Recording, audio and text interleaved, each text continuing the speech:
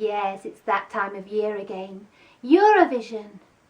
This year we're off to wunderbar Copenhagen, which is strange because I don't think Finland won it last year. I used to look forward to watching the programme where we could all vote on the UK's song for Europe. Wasn't it fun?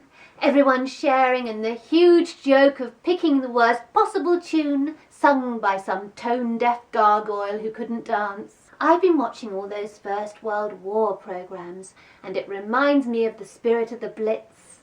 One nation united by a common goal, only this time to avoid winning. The daft thing is we couldn't possibly win the Eurovision voting anyway, with the UK being about as popular in Europe as Nigel Farage. But we're not taking any chances.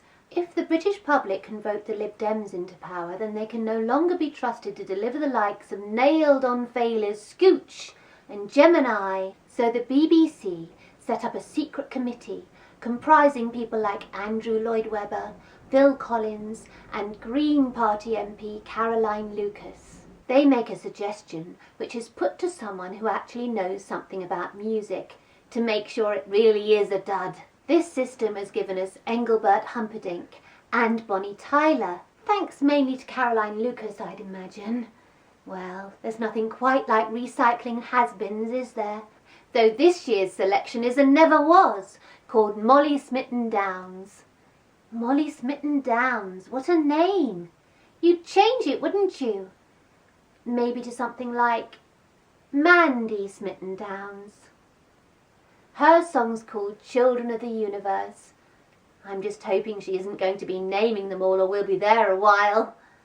And there are so many countries to get through these days.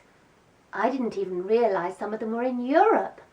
I mean, Israel, Azerbaijan, Belgium.